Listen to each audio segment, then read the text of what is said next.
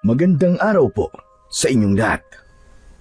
Ang kwentong inyong mapapakinggan ay tungkol sa duwag na binatang si Kiko na hinigop ng isang dambuhalang buhawing apoy at dinala sa isang lugar na hindi pamilyar sa kanya. Ang lugar na yon ay matagal nang kinatatakutan dahil sa isang napakalakas at walang awang aswang na si Gurvan. Ayon kay Nanang Lucia, si Kiko ang pinagkalooban ng buhawing apoy ng palakol at siya ang nakatakdang tumapos kay Gurvan. Ngunit hindi naniwala si Kiko sapagkat alam niya sa kanyang sarili na siya ay isang duwag.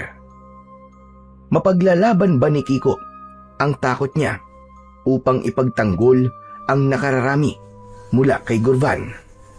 Magagawa ba niya ang misyon niya sa lugar na yon kung mismong siya ay walang tiwala sa kanyang sariling kakayahan at lakas? Ngunit bago po ang lahat, mga idol, huwag po nating kalimutan mag-subscribe at i-hit ang notification bell sa aking YouTube channel na The Voice Addict at Apong Isaak para sa mas marami pang makapigil hiningang kwentong aswang at katatakutan mula sa mundo ng kababalaghan. Umpisahan na po natin ang kwento. Nakatira ang binatang si Kiko sa maliit na baryo ng San Roque kasama ang kanyang lolo Nestor. Noon ay payapa at tahimik ang kanilang buhay. Ngunit nang magsimulang may mga taong nawala at mga patay na hayop na nakikita tuwing umaga, ay umugong ang bulong-bulungan na may mga aswang na umaatake sa kanilang lugar. Bilang matatakutin, labis na nabahala si Kiko. Kaya naman, gaya ng iba, ay hindi na siya lumalabas kapag palubog na ang araw sa takot na mabiktima siya ng mga aswang. Isang gabi, habang naghahapunan sina Kiko at Lolo Nestor, ay hindi na iwasan ni Kiko ang magtanong. Lolo Nestor, sa tingin niyo po ba ay aswang talagang may kagagawa ng pagpatay sa mga hayop dito sa lugar natin? Saka, dun po sa mga nawawalang tao? Hindi ako sigurado pagdating sa bagay na yan, Kiko. Maraming pwedeng sanhi ng mga misteryong yan at hindi natin dapat isipin na mga aswang nga may gawa ng hindi magagandang nangyayari dito sa San Roque. Pero, totoo po ba ang mga aswang? Ang sabi po kasi ni Aling Maria may nakita siyang malahalimaw na nilalang sa labas ng bahay nila. Tapos daw pinatay at kinain yung mga alaga niyang manok. Bakit ba ganyan ang usapang napili mo habang kumakain tayo? Ano ba kasi ang gusto mo talagang sabihin? Baka po pwedeng umalis na lang po tayo rito sa San Roque. Sa tingin ko po kasi, hindi na po tayo ligtas dito Saka, ang hirap po mabuhay sa isang lugar na hindi tayo makatulog ng maayos sa gabi kasi takot tayo sa kung anong pwedeng mangyari. At sa tingin mo ba, saan tayo pupunta kung aalis tayo? Kahit saan po, Lolo Nestor. Sa Maynila po siguro. Hindi po ba naroon po si nanay?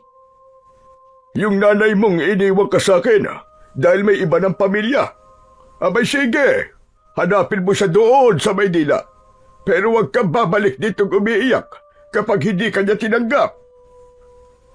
Lolo Nestor, natatakot lang naman po talaga ako sa pwedeng mangyari sa atin Paano po kung talagang may aswang po dito sa atin?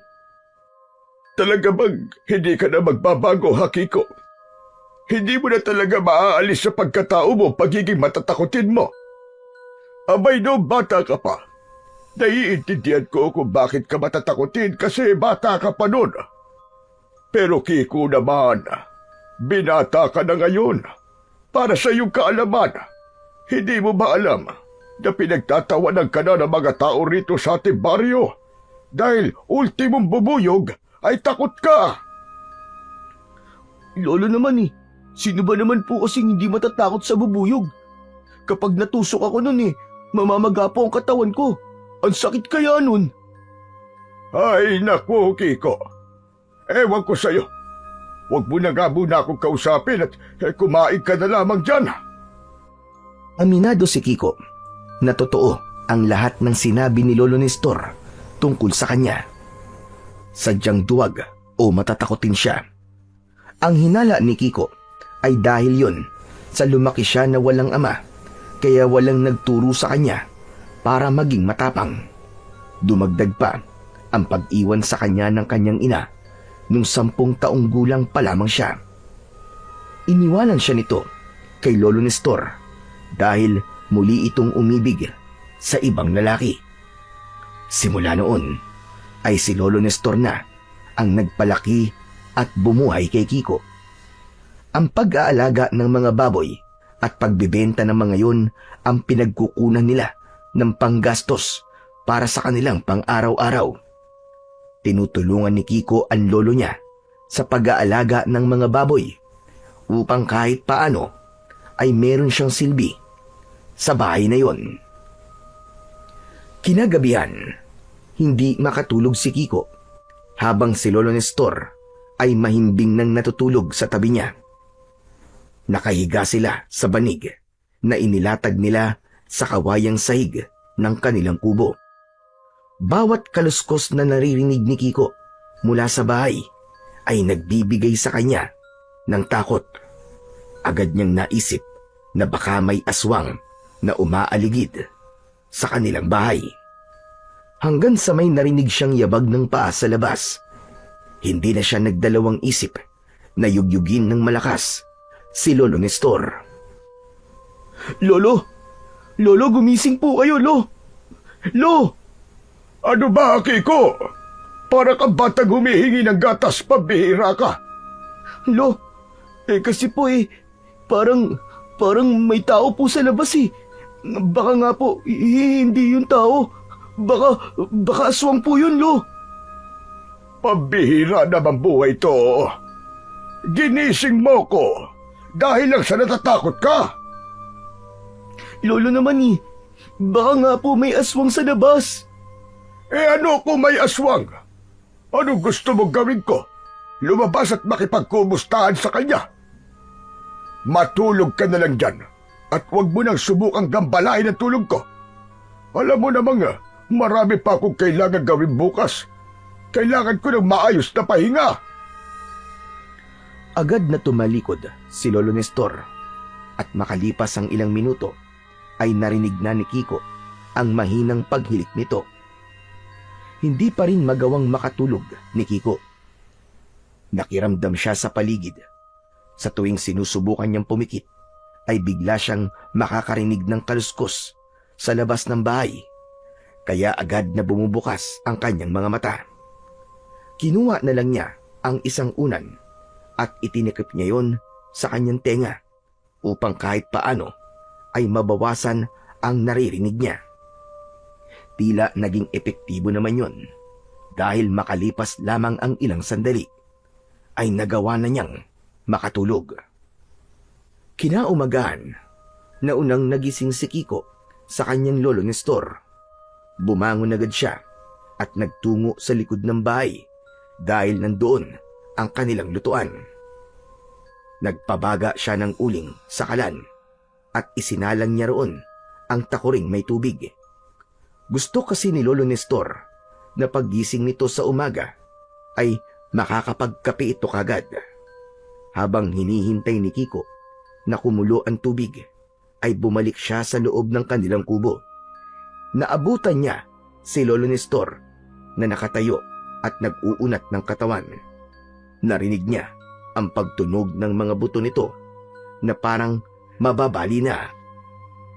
Ano, Apo? Nagpainit ka na ba ng tubig? Opo, nagsalang na po ako.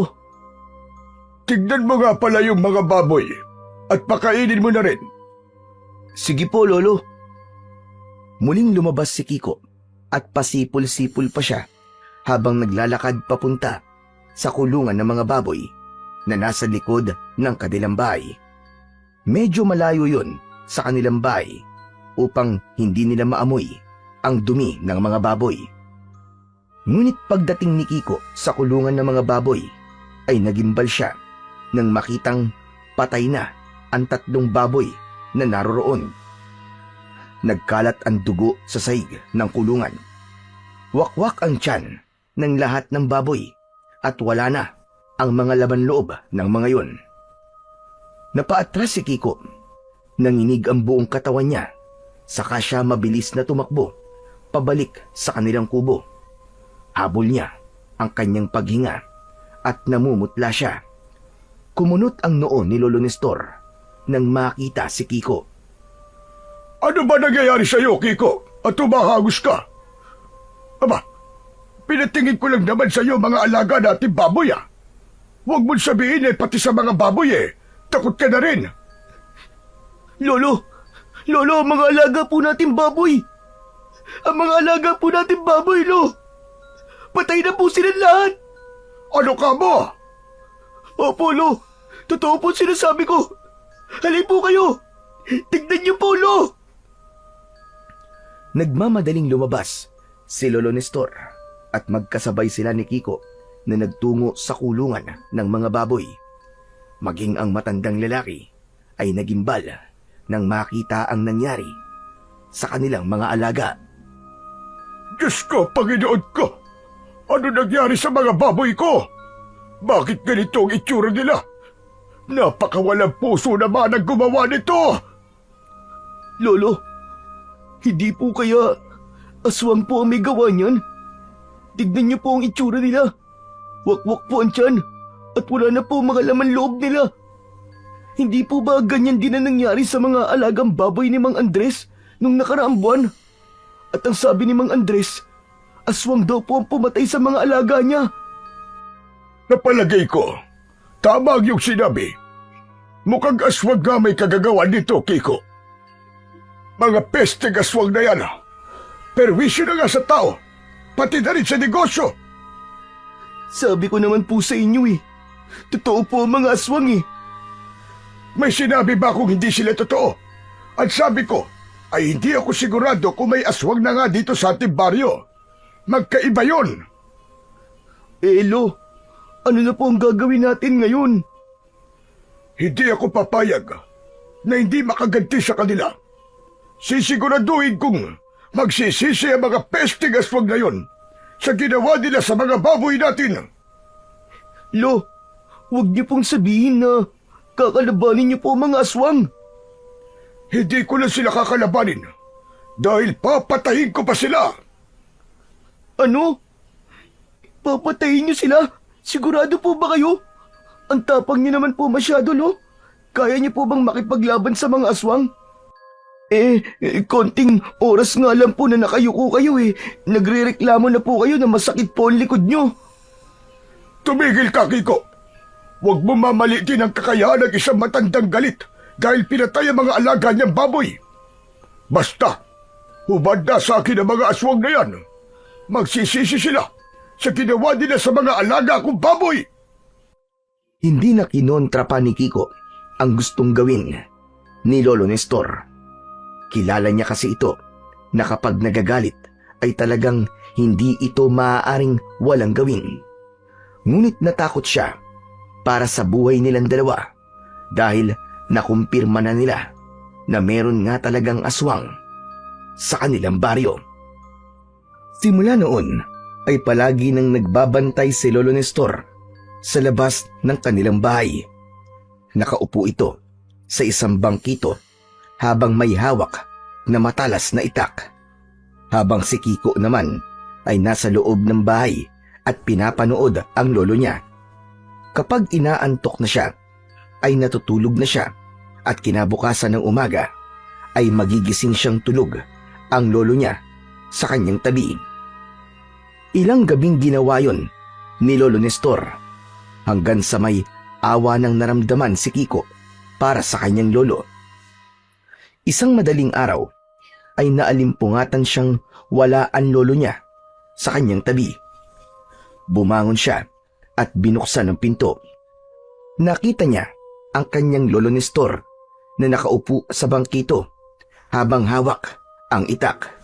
Nakatalikod yon sa gawi niya at bahagyang nakayuko. Grabe talaga si Lolo. Ilang gabi na siyang nag-aabang na magpakita ang mga aswang Pero hanggang ngayon, kahit anino ng mga aswang hindi pa niya nakikita. Nagdesisyon si Kiko na lapitan na si Lolo Nestor upang sabihin na pumasok na ito sa kanilang bahay. Pero nang tatapikin na niya ang balikat nito, ay narinig niya ang paghilik nito. Muntik nang matawa si Kiko nang malamang natutulog si Lolo Nestor habang nakaupo. Kaya isang pilyong ideya ang pumasok sa kanyang isipan. Tumayo si Kiko sa harapan ni Lolo Nestor at umangil siya na parang mabangis na hayop. Natatarantang nagising si Lolo Nestor. Akmang tatagain ito si Kiko. Natakot naman si Kiko kaya napasigaw na siya. Lolo, sandali lang, ako to! Lolo, ang apo niyo to! Hindi po ako aswang! Anak ka ng tupa, oo! Akala ko ay aswang ka! Bakit ba kasi umaangil ka na parang aswang? Magpasalamat ka at hindi kita nataga! Kasi naman po nakakatawa po kayo. Akala ko po nagbabantay kayo, pero ang himbing-himbing na pala ng tulog nyo. Kayo lang po ang kilala kong kayang matulog sa bangkito Ano ba pakialam mo? Sa inaantok ako Alam nyo Lo, ang mabuti pa po pumasok na po kayo. Mukhang wala naman ng aswang ang sasalakay dito sa atin Saka alauna na po ng madaling araw. Ay nako! O sige, pumasok na tayo. At mukhang wala na talagang aswang ang pupunta dito sa bahay natin. Tara na sa loob. Naunang maglakad si Lolo Nestor pabalik sa loob ng bahay. Habang nakasunod si Kiko, ay pareha silang natigilan nang may narinig silang sigawan ng mga tao sa hindi kalayuan. Nanlalaki ang mga mata na nagkatinginan ang maglolo. Lolo, ano po yun? Bakit po may mga sumisigaw? Halika po, tignan natin. Titignan po natin? Bakit pa po natin titignan yun, Lo? Mamaya niyan baka may aswang na sumasalakay Ay nako, napakaduwag mo talaga. Kung ayaw mo sumama, ako na lang. Bago pa makapagsalita si Kiko, ay naglakad na palayo si Lolo Nestor. Sa takot niya na baka kung ano ang mangyari sa lolo niya, ay wala nang nagawa si Kiko, kundi ang sundan nito. Sinubukan niyang pigilan si Lolo Nestor, pero hindi ito nakinig sa kanya. Sa tuwing hinahawakan niya ang braso nito, ay iniiwas nito yon. Hanggang sa nakarating na si Kiko sa pinanggagalingan ng sigawan. Gumapang ang pinagsamang takot at kilabot kay Kiko nang makita niya ang napakaraming aswang na sumasalakay sa kanilang baryo. Nagngangalit ang mga matutulis na ngipin ng mga aswang. Pumapasok ang mga yon sa mga bahay. Kitang-kita niya ang mga tao na inaatake ng mga aswang at lahat ay tila walang kalaban-laban. Susugod sana si Lolo Nestor pero mabilis itong hinawakan ni Kiko sa braso ng mahigpit. Lolo, sandali lang! Ano pong gagawin niyo? Ano pa ba? Lalabanan ko mga lintik na aswang na yan. Hindi pwedeng wala akong gawin habang pinapatay nila ang mga tao dito. Iyang pagiging masyadong matapang niyo po ang papatay po sa inyo, Lo Tara na po! Magtago na lang po tayo! At iyang pagiging duwag mo ang papatay din sa'yo. Kung gusto mo magtago ay ikaw na lang. Iwanan mo na ako rito, sige na. Iligtas mo na ang sarili mo. Lahat sila ay natigilan nang biglang nagkaroon ng pagbabago sa temperatura ng hangin. Biglang naging mainit na parabang nasa loob sila ng isang kaldero na nakasalang sa apoy. Lumakas ang hangin at nagimbal ang lahat nang makita nila ang isang napakalaking buhawing apoy na papalapit. Nang dahil sa labis na pagkabigla, ay hindi nagawang makagalaw ni Kiko. Nagmistula siyang estatwa. Mas lalo pa siyang nagimbal dahil tila sa direksyon niya papunta ang buhawing apoy. Hinila siya ni Lolo Nestor pero tila naging tuod si Kiko. Pakiramdam niya ay may kung anong puwersa ang humihila sa kanya palapit sa buhawing apoy. Nagawa ng makatakbo palayo ni Lolo Nestor at naiwanan si Kiko na nakatulala sa papalapit na buhawing apoy. Pakiramdam niya ay nananaginip siya dahil noon lang siya nakakita ng ganong klase ng buhawi. Hanggang sa tuluyan ng nakalapit ang buhawi kay Kiko. Hinigop siya nun at nagpaikot-ikot siya sa loob ng buhawing apoy. Naramdaman niya ang pagkalapnos ng kanyang balat. Gusto niyang sumigaw pero tila may kung anong nakabara sa kanyang lalamunan. Makalipas lamang ang ilang sandali ay tuluyan ng nilamon ng buhawing apoy si Kiko at nagdilim na ang kanyang paningin. Habol ni Kiko ang kanyang paghinga nang muli siyang nagising. Agad niyang tinignan ng kanyang mga braso pero kahit konting lapnos o sunog sa balat ay wala man lang siyang nakita. Isang malalim na paghinga ang kanyang pinakawalan. Ay Diyos ko po, salamat sa Diyos. Mukhang panaginip lang pala ang lahat. Akala ko totoo na eh. Mabuti na lang at nagising ka na. Nagulat si Kiko nang may narinig siyang boses ng isang matandang babae. Paglingon niya sa kaliwa ay isang matandang babae nga ang naroon. May kulay pulang likido sa gilid ng bibig nito, kaya napasigaw siya. Aswang! Aswang! Tulungan niyo ako! May aswang dito, nanang ko po! May aswang! Hoy! Tumigil ka ka! Lumagaswag ang sinasabi mo! Ikaw! Ikaw ang aswang!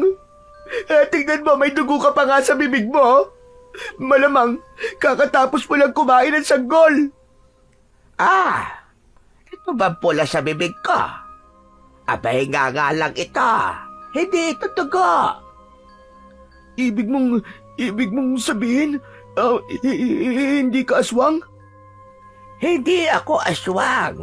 Dahil kung aswang ako, kanina pa dapat kita kinain. Hindi muna nagsalita si Kiko. Iginala niya ang mga mata sa lugar na kinaroroonan niya. Napagtanto niya na wala siya sa bahay nila.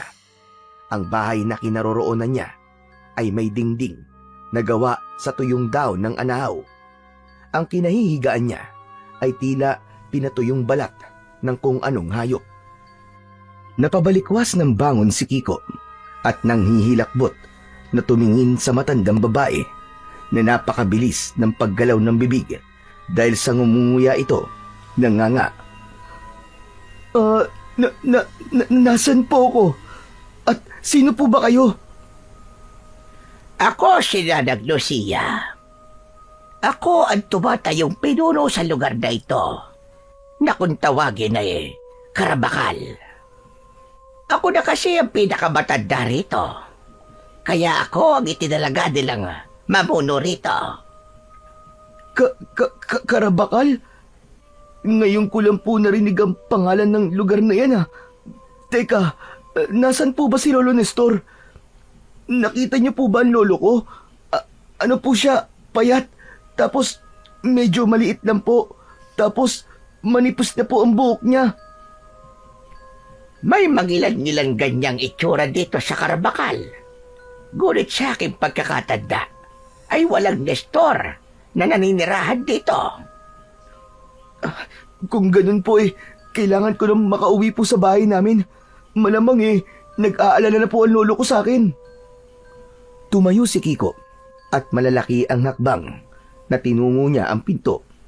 Nang buksan niya yon, ay napamaang siya nang sumalubong sa kanya ang napakalawak na disyerto.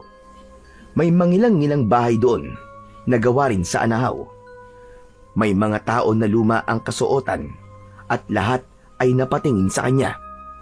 Tila galit na galit ang araw na mas lalong nagbigay ng init sa hangin sa lugar na yon. Agad na bumalik si Kiko sa loob ng bahay at muli niyang kinausap si Nanang Lucia. Nanang Lucia, ano po bang lugar to? Bakit parang nasa disyerto po tayo? Hindi ba't sinabi ko sa iyo na ikaw ay nasa Karabakal? Ito ang lupain ng disyerto. Pero, paano po akong nakapunta rito? Ang huli ko pong natatandaan ay may mga aswang po na umatake po sa baryo namin tapos lumabas kami ng lolo ko. Pagkatapos po may napakalaking buhawing apoy. Hinigop po ako ng buhawing apoy tapos wala na po akong maalala. Iniluwa muna ni Nanang Lucia ang nganga at itinapon na lang nito ng bastayon sa buhangin. Tinakpan nito ang nganga gamit ang buhangin at saka tumingin kay Kiko. May pagkasalaula pala kayo, ano? Inalis ko lang sa bibig ko para makapag-usap tayo ng mas maayos. Bago ko sagutin ang iyong katanungan, ay gusto ko munang malaman ang iyong pangalan. Ako po si Kiko. Nakatira po ako sa baryo ng San Roque. Kakaibang pangalan. Ngayong alam niyo na po ang pangalan ko, ay sagutin niyo naman po ang tanong ko. Paano po ako napunta sa lugar na ito? Ang sinabi mong buhawing apoy ang nagdala sa'yo sa lugar na ito, Kiko. Po? Pero paano pong nangyari yun? Parang panaginip ko lang po lahat ng yun . Kasi kung totoong hinigop ako ng buhawing apoy, bakit hindi sunog ang aking katawan? Kahit maliit na galos wala akong natamo. Magsasalita sanang muli si Nanang Lucia ng isang lalaki na may kayumangging balat ang pumasok. Wala yung pang-itaas. Ang suot ng lalaki na pang-ibaba ay yari sa balat ng hayop. May hawak itong sibat. Malaki ang katawan ng lalaki at matangkad yun. Walang emosyon ang muka ng lalaking lumapit kay Nanang Lucia. Kiko, ito pala ang aking nag-iisang apo na si Undoy. Undoy? Siya naman si Kiko. Tingnan mo, apo. Gising na ang sinasabi sa propesiya ni Apo Lauro. Sigurado ka ba na siya nga ang tinutukoy ni Apo Lauro, Nanang? Hindi ko maramdaman na mayroon siyang kakaibang lakas. Marahil ay nahihimbing pa lang ang kanyang lakas. Pero sigurado ko na siya na nga ang itinakda. Ang hinihintay nating tagapagligtas. Kumunot ang noo ni Kiko sa mga narinig niya sa matandang babae. Hindi niya maunawaan ang sinasabi ng dalawang nasa kanyang harapan. Teka, sandali nga lang. Sino ba ang tinutukoy niyong itinakda at nasa propesiya? Ako ba yun? Oo. Ikaw nga at wala nang iba. Napakatagal ka naming hinintay dito sa Karabakal. At sa totoo lang, sa tagal ng iyong pagdating, ay inisip namin hindi totoo ang propesiya ng namayapang si Apo Lauro. Ngunit ang kailangan lang pala namin ay ang maghintay at maging matyaga. Teka, sandali. Mas lalo ako naguguluhan sa mga sinasabi niyo . Pwede bang diretsahin niyo na ako? Upang maunawaan mo ang lahat, ay sisimulan ko ang aking pagkikwento sa simula. Maraming taon na ang nakararaan nang magsimulang umatake sa lugar na ito ang malupit at walang awang mga aswang na pinamumunuan ni Gorban. Marami ang nangamatay dahil sa kanilang pagsalakay ng walang babala. Ang akala namin ay wala ng pag-asa para matapos ang pagpapahirap ni Gorban sa amin. Ngunit ilang taon na ang nakakaraan bago mamatay ang aming nag-iisang babaylan na si Apo Lauro, ay isang propesiya ang kanyang sinabi. Ayon kay Apo Lauro, isang dayo ang dadalhin dito ng isang buhawing apoy na tanga ng isang palakol. Ang dayo na yon ang magpapabagsak ni Nagurban at ikaw ang dinala dito ng buhawing apoy na yon. Kaya ikaw, Kiko, ikaw ang aming pag-asa. Ikaw ang matagal na naming hinihintay na aming magiging bayani. Anak ng Teteng naman, oo. Aswang na naman. Sinasalakay na nga kami ng mga aswang sa baryo namin, tapos pati ba naman dito may aswang pa rin? At sa tingin niyo po ba maniniwala ako sa sinasabi niyo? Panaginip lang ang buhawing apoy. Hindi yun totoo. Isa pa wala naman talagang buhawing apoy dahil ang totoong buhawi ay hangin. Pero paano mo ipapaliwanag kung paano ka nakarating dito sa Karabakal? Natigilan si Kiko sa tanong na yon ni Nanang Lucia. Nag-isip siya ng maaaring kasagutan pero walang pumasok sa utak niya. Gulong-gulo pa rin ang isip niya. Pakiramdam niya ay nananaginip pa rin siya at lahat ng nangyayaring yun ay hindi totoo. Alam nyo, wala na akong oras para makinig sa mga sinasabi nyo. Kailangan ko nang umalis sa lugar na to. Kailangan ko nang umuwi sa bahay namin dahil sigurado ako na nag-aalala na si Lolo Nestor sa akin. Sige na, dyan na kayo. Ngunit ang sabi ni Apo Lauro ay makakaalis ka lamang sa Karabakal sa oras na matapos mo na ang misyon mo rito. Wala akong misyon dito, okay? Kaya sige na po. Pasensya na pero aalis na ako. Muling lumabas si Kiko sa bahay na yon. Luminga siya sa paligid pero wala siyang ibang natanaw kundi ang napakalawak na disyerto. Anak ng buhangin naman, oo. Saan ba ang papunta sa San Roque? Ay, Diyos ko, bahala na nga. Maglalakad na lang ako. Siguro naman may ibang baryo o bayan akong makikita. Pinili ni Kiko na tahakin ang direksyon sa kanyang kaliwa. Malalaki ang hakbang na naglakad siya papalayo sa mga nakatayong bahay. Ang nasa isip niya ay ang makabalik sa San Roque at makita muli ang kanyang lolo Nestor. Makalipas ang mahigit 1 oras na paglalakad, ay wala nang nakitang mga bahay si Kiko. Kahit sa malayo, ay puro tuyong buhangin ang kanyang nakikita. Tila walang katapusan ng desyertong yun. Ganun pa man, ay nagpatuloy pa rin siya sa paglalakad habang umaasa na makakabalik siya sa kanyang baryo na San Roque. Hindi nagtagal, ay lumubog na ang araw. Kumalat ang kadiliman sa paligid. Kung napakainit doon tuwing umaga, ay kabaligtaran naman sa gabi. Nanginginig na si Kiko sa labis na lamig habang ang tanging tanglaw niya ay ang bilog na buwan. Napahinto si Kiko nang makakita siya ng isang punong nakatayo sa gitna ng buhangin. Lumapit siya roon at naupo. Marahan siyang humiga at niyakap ang kanyang sarili.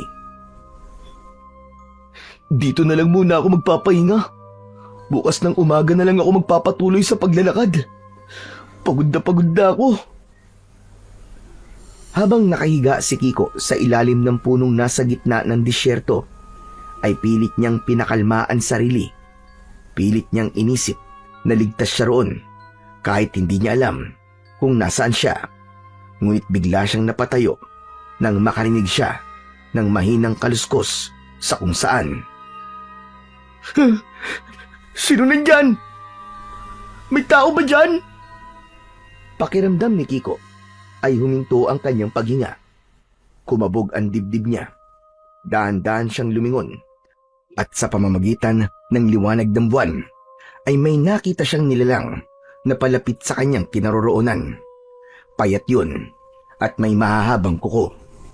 Pulang-pula ang mga mata at may matutulis na mga ngipin. Nang hilakbot si Kiko nang mapagtanto niya na isa yung aswang. Biglang tumakbo ang aswang papunta kay Kiko para yung isang mabangis na hayop na nakakita ng pagkain. Napaurong si Kiko. Malakas siyang napasigaw, sabay takbo ng mabilis. Natapilok siya at gumulong siya sa buhangin. Nang tumihaya siya, ay nanlaki ang kanyang mga mata nang makita niyang biglang tumalon ng aswang upang siya ay sunggaban. Ngunit bago pa man siya masunggaban ng aswang, ay lumipad sa kung saan ang isang sibat. Tumama yun sa ulo ng aswang at walang buhay yung bumagsak. Lumingalinga si Kiko sa paligid. Nagtataka siya kung saan nanggaling ang sibat na tumama sa aswang. Hanggang sa isang bulto ng tao ang nakita niyang naglalakad palapit sa kanya. Nagliwanag ang mukha ni Kiko nang malaman niya na si Undoy ang taong yun. Agad na tumayo si Kiko at sinalubong niya si Undoy, pero nilagpasan lang siya nito upang kunin ang sibat na nakabaon sa ulo ng walang buhay na katawan ng aswang. Undoy! Ikaw pala! Buti na lang, maraming salamat at dumating ka. Kundi dahil sa'yo malamang nilapa na ako ng buwisit na aswang na yan. Istorbo sa pagtulog. At hindi ka atakihin ng aswang kung nakinig ka sa amin ni Nanang Lucia at hindi ka umalis. Oo na. Pasaway na akong pasaway. Pero kahit parang mukha kang masungit, alam ko, mabait ka rin pala. Salamat talaga sa pagliligtas sa akin, ha? Kay Nanang Lucia ka magpasalamat. Kung di niya ako pinilit na sundan ka, ay hindi kita susundan. Tumalikod na si Undoy at nagsimulang maglakad.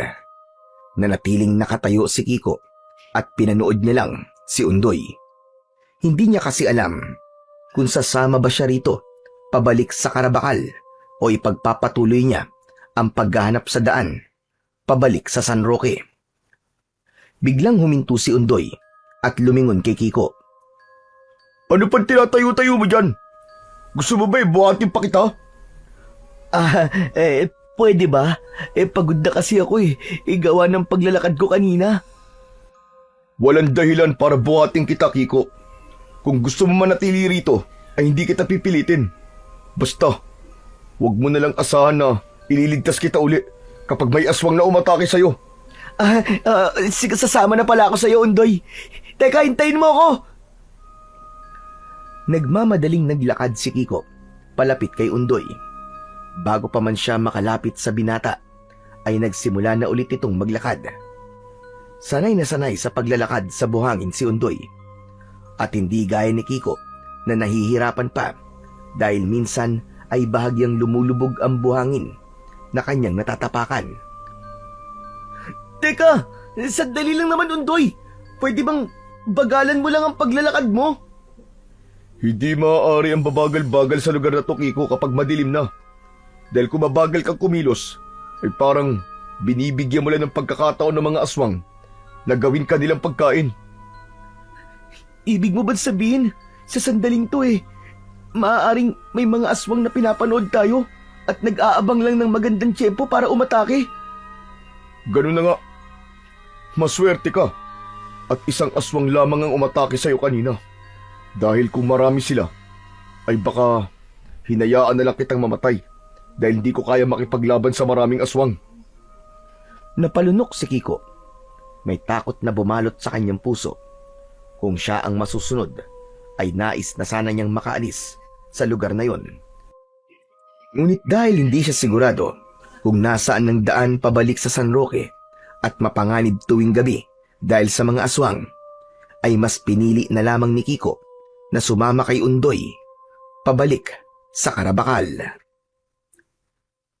Pasikat na ang araw nang makabalik sina Kiko at Undoy sa bahay ni Nanang Lucia. Napabangon ang matandang babae nang pumasok ang dalawa at may saya sa mga mata na tinignan si Kiko. Sinalubong silang dalawa ng matanda. Maraming salamat kay Bathala dahil bumalik ka, Kiko. Wala naman po akong pagpipilian kundi ang bumalik eh. Kasi hindi ko po talaga alam ang daan pa uwi sa amin. Bakit tayo mo sabihin na kaya ka napilitang bumalik ay dahil natakot ka dun sa aswang? Ano kanya? Inatake kayo ng aswang? Si Kiko lang po, Nanang. Sigurado po ba kayo na si Kiko talaga ang magliligtas sa ating lahat? Aba, nung inatake siya ng aswang, ay wala siyang ginawa kundi ang tumakbo.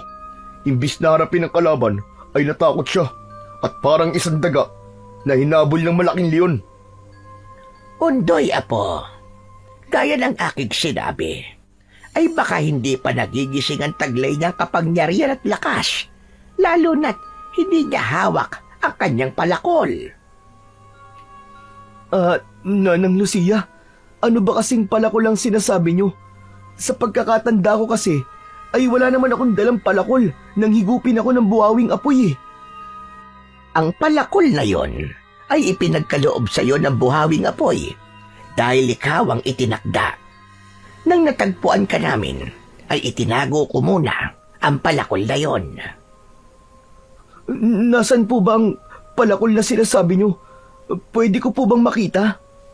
Sandali lamang at kukunin ko. Nagtungo si Nanang Lucia sa isang sulok ng bahay. Lumuhod ito at naghukay sa buhangin. Maya-maya ay may kinuha ito roon na isang bagay na nakabalot sa isang itim na tela. Dinala yon na matanda kay Kiko. Inalis nito ang tela at tumambad sa kanila ang isang palakol. Sa unang tingin pa lang ay alam na ni Kiko na napakatalim ng palakol. Sa hawakan nun ay may nakaukit na mga kakaibang simbolo. Ito ang palakol na tinutukoy ko, Kiko. Kunin mo dahil ito ay iyong pagmamayari. Ilang segundong tinignan ni Kiko ang palakol bago siya nagdesisyon na kunin yon. Laking gulat niya dahil nang hawakan niya ang palakol ay bigla yung nagliyab. Binalot ng nagngangalit na apoy ang palakol. Sa sobrang gulat ni Kiko ay binitiwan niya ang palakol. Labis din siya nagtaka dahil hindi man lang siya napasok sa apoy. Hindi nasunog ang kanyang kamay nang hawakan niya yon. Teka, ano po nangyari? Bakit biglang umapoy po ang palakol na yan? Dahil ikaw nga ang itinakdang magliligtas sa amin mula kay Gurban. Sa'yo ipinagkatiwala ng buhawing apoy ang sandatang yan, Kiko. Kaya kunin mo ang iyong palakol. Hindi. Ayoko nang hawakan yan mamaya. Umapoy na naman yan kapag hinawakan ko eh. Saka, pwede bang magpahinga na muna ako? Wala pa po akong matinong tulog eh. Sa ngayon, ay hindi na muna kita pipilitin. Kung nais mong magpahinga, ay maaari kang mahiga sa banig na yon. Itinuro ni Nanang Lucia ang isang lumang banig na gawa sa pinatuyong daon ng pandan.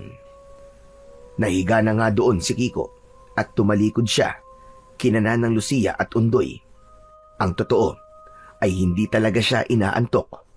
Gusto lang niyang umiwas muna na pag-usapan ang tungkol sa palakol at sa sinasabi ni Nanang Lucia na siya ang itinakdang tumalo sa mga aswang na sumasalakay sa Karabakal. Hindi na malaya ni Kiko na nakatulog na siya sa sobrang pagod. Nang magising siya ay tirik na ang araw at pawis na pawis siya. Mag-isa lang siya sa bahay ni Nanang Lucia. Nakaramdam siya ng gutom. Kaya naghanap siya ng makakain pero wala siyang nakita. Nasaan kaya si Nanang Lucia? Baka may pagkain siyang maibibigay sa akin. Nagdesisyon si Kiko na lumabas para hanapin si Nanang Lucia.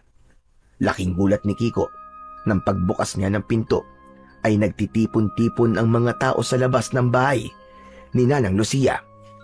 Nang makita siya ng mga yon, ay sabay-sabay na nagpalakpakan ng mga tao at may mga sumigaw pa sa labis na kasiyahan.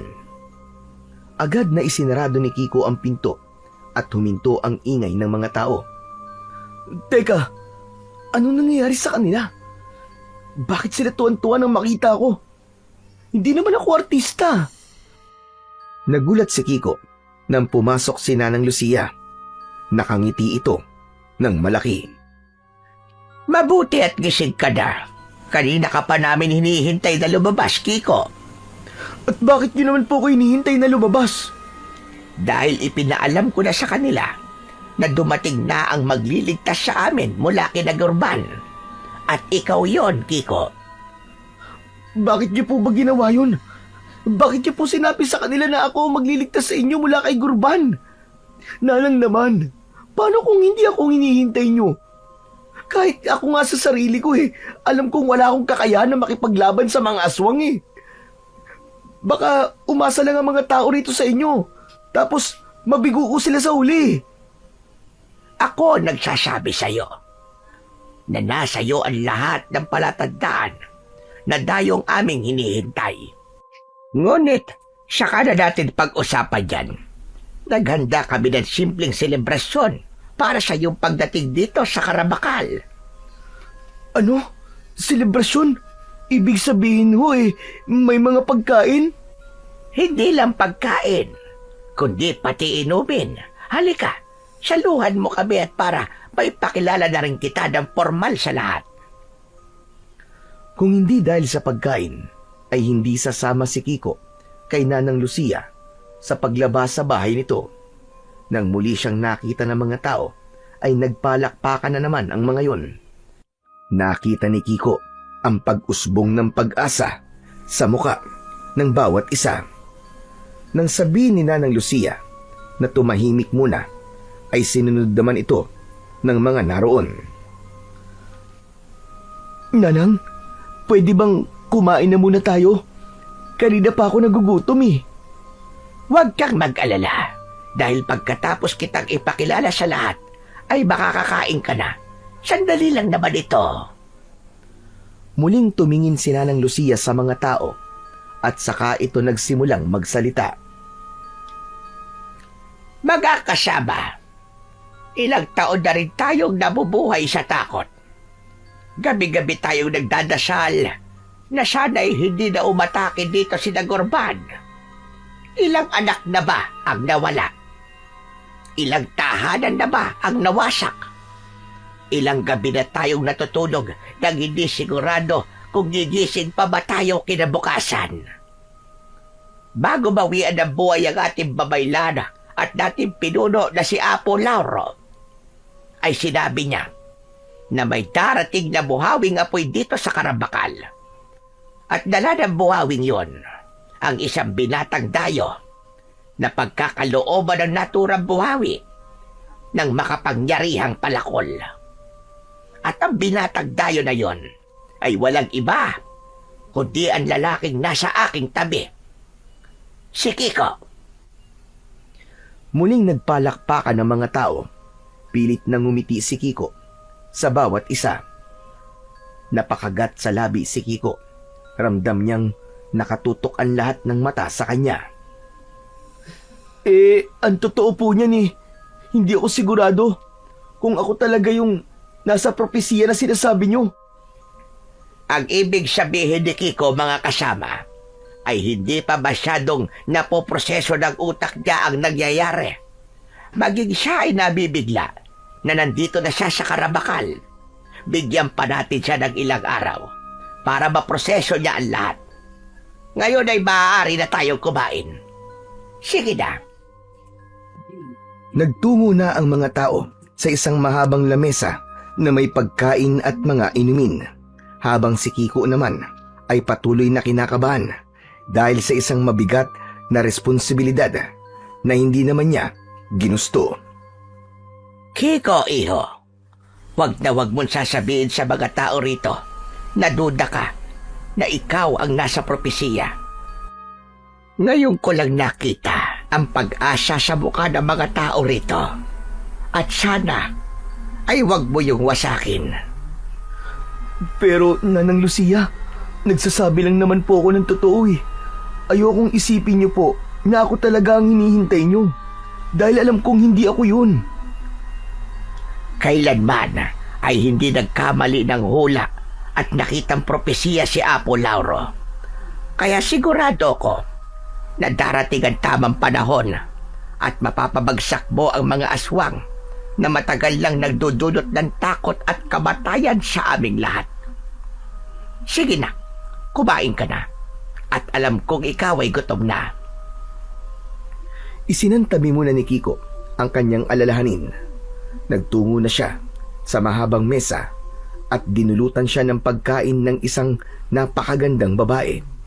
Nagpasalamat siya rito. Tinignan ni Kiko ang pagkain na nasa malaking dahon. Hindi siya sigurado kung ano yun, pero mukha yung inihaw na karne. Napalingon si Kiko sa kaliwa at nakita niya na katabi niya si Undoy na umiinom ng alak. May alak din pala kayo dito sa inyo? Meron. Pero iniinom lang namin to kapag may kasiyahan. May mga puno ng nyug sa hindi kalayuan dito at doon kami kumukuha ng aming alak. Sana palaging may kasiyahan dito, no? Para palaging maraming pagkain. Sulitin mo na ang pagkain na nakahain sa iyong harapan dahil di mo alam kung kailan ito mauulit. Ngiti na lang ang isinagot ni Kiko kay Undoy dahil wala na siyang maisip na sasabihin dito.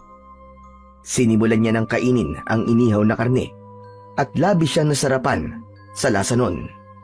Malinamnam yun at malasa. Noon lang siya nakakain ng ganong kasarap na karne. Undoy, napakasarap naman ang inihaw na karne na to. Ayos na ayos, panalo. Masarap talaga yan. Inihaw na ahas yan eh. Ano sabi mo? Inihaw na ano? Inihaw na ahas. Marami kasing ahas dito sa disyerto. Kaya imbis na kami ang pestehin nila, ay ginagawa namin silang pagkain. Agad na iniluwa ni Kiko ang karne ng ahas na nasa loob ng kanyang bibig. Bakit hindi mo sinabing ahas pala to? Hindi ka naman nagtatanong eh. Basta mo nalang kinain yan. Ano-ano ba yung mga pagkain na nakahain dito sa mesa? Mabuti nang malaman ko para sigurado. Meron diyang tinustang alupian na talakdan. Pero huwag ka mabahala dahil tinanggalan na sila ng kamandag. Kung nais mo ng sabaw, ay merong nilagang ulo ng ahas o kaya nilagang ibong maya. Ano ka mo? Pati ibon kinakain nyo? Pambihira naman buhay to. Oo naman. Yung sinangag na tipaklong ang paborito ko. Kasi masarap yung isabay sa alak. Wala ba kayong adobong baboy dito? Adobong baboy ramo meron, pero bihira. Kapag may naligaw lang na baboy ramo. Alam mo Kiko, sa ganitong klaseng lugar, kailangan maging madiskarte ka sa lahat. Hindi lang mga aswang ang kalaban namin dito, kundi maging ang gutom at uhaw. Ang pagkain ng isa ay pagkain ng lahat. Ganon din pagdating sa tubig.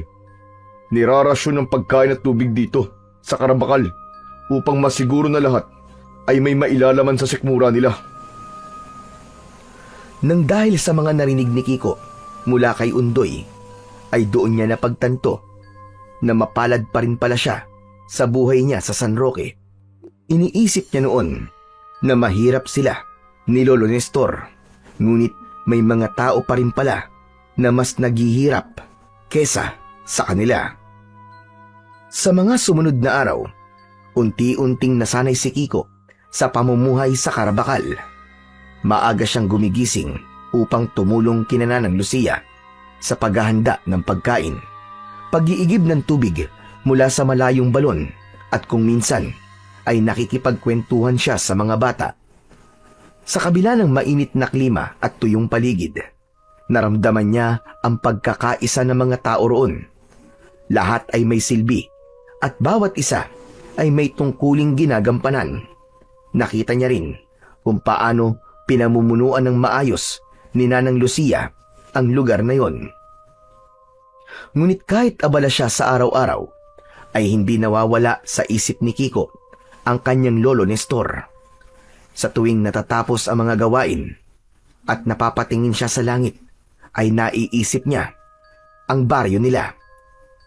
Wala na siyang alam kung anong nangyayari roon o kung buhay pa ba si Lolo Nestor dahil ramdam niya na patuloy pa ring nilulusob ng mga aswang ang kanilang lugar.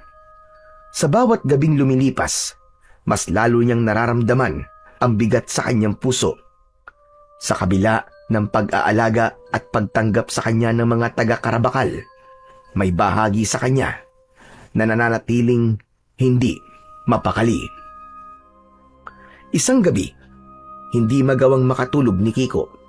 Naisipan niyang tumambay sa labas habang nakatayo sa harapan ng bahay ni Nanang Lucia ay lumabas din ng matandang babae at tumabi sa kanya. Ilang gabi ka nang hindi makatulog, Kiko?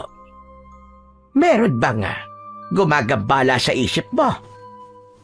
Marami po, Nanang Lucia. Pero ang talagang iniisip ko po ay ang Lolo Nestor ko. Nang kunin kasi ako ng dambuhalang buhawing apoy Inaatake po ng aswang ang aming baryo. Kaya gusto ko na po makabalik sa amin para masiguro ko po ang kaligtasan ng lolo ko. Gaya ng aking sinabi noon, makakabalik ka lamang sa lugar mo kapag natapos mo na ang iyong misyon dito sa Karabakal. Yun ay sinabi ng aming namayapang babaylan. At alam mo na kung anong misyon ang aking tinutukoy. Ewan ko po, Nanang Lucia. Pero hanggang ngayon duda pa rin ako kung ako ba talaga ang sinasabi sa propesiya nyo. Hindi po ako marunong makipaglaban. At higit sa lahat, takot po ako sa aswang Hindi nagkakabali ang buhawing apoy sa pagpili ng karapat-dapat. Ang totoo, palaisipan pa rin sa akin kung ano ba ang basihan ng buhawing apoy sa pagpili niya. Ngunit may tiwala kami na hindi siya nagkakamali. Kaya wag mong pagdudahan ng iyong sarili, Kiko. Lahat ng bagay ay natututunan. Basta bukas ang iyong puso para sa mga bagong bagay. Hindi na nagsalita si Kiko at pinag-isipan niya ang mga sinabi ni Nanang Lucia. Tumingin siya sa kalangitan na walang bituin at tanging ang bilog na buwan lang ang naroon. Dinama niya ang lamig ng hangin at maya-maya pa ay nagdesisyon na siyang bumalik sa loob para matulog. Kinabukasan ng umaga, nang magising si Kiko, ay siya na lang ang nasa loob ng bahay. Tumayo siya at nagunat ng katawan. Isang mahabang paghikab ang pinakawalan niya at natigilan siya nang makita ang palakol na nakapatong sa maliit na lamesa. Yun ang palakol na sinabi ni Nanang Lucia na hawak niya nang matagpuan siya ng mga ito. Lumapit si Kiko sa palakol at sinundot-sundot niya yon ng paulit-ulit gamit ang kanyang hintuturo. Nais niyang malaman kung mag-aapoy ulit yun kapag hinawakan niya. Pero sa pagsundot-sundot niya sa palakol, ay hindi naman yun nag-apoy. Ano ba kasing trip mo?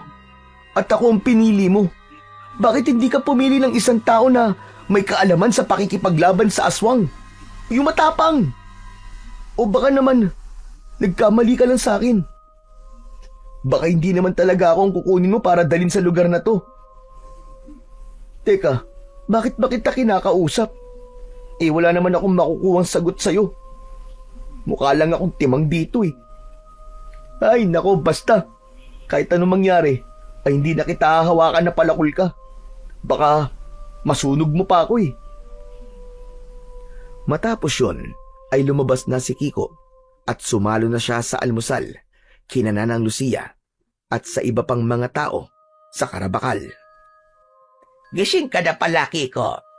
Kumusta na ang tulog mo? Ayos naman po. Pero hindi po agad nakatulog sa dami po ng iniisip ko. Kung kailangan mo na makakausap, ay nandito ako at si Ondoy. Handa kami makinig sa lahat ng gumugulo sa utak mo. Huwag kang mahihiya sa amin. Kayo po, alam kong pwede ko kayong makausap. Pero si Undoy, duda po kasi ako Ang sungit ng apo nyo Para po bang galit po sa mundo? Pagpasensyahan mo na lamang si Undoy. Hindi naman siya ganyan noon. Masayahin siya noon. Pero nang patayin ng mga aswang ang kanyang ama at ina, ay naging malamig na siya sa lahat. Wala na siyang ibang nasa isip, kundi ang pabagsakin si Gurban. Nagambala ang pagkain ng lahat ng isang lalaki ang humahangos na dumating. Baka sa mukha nito ang takot at pagkabahala. Sinabi ng lalaki na paparating si Gurban. Nagkagulo ang ilan. May mga nagtago sa kanilang mga bahay. Kiko, magtago ka sa loob ng aking bahay. Hindi ka maaaring makita ni Gurban dahil kilala niya sa mukha ang lahat ng tao rito. Hindi niya dapat muna malaman na nandito na ang dayong dala ng buhawing apoy. Kami na ni Undoy ang haharap sa aswang na yon. Sige na, bilisan mo. Pero, paano po kayo, Nanang? Makikipaglaban po ba kayo? Hindi ko alam.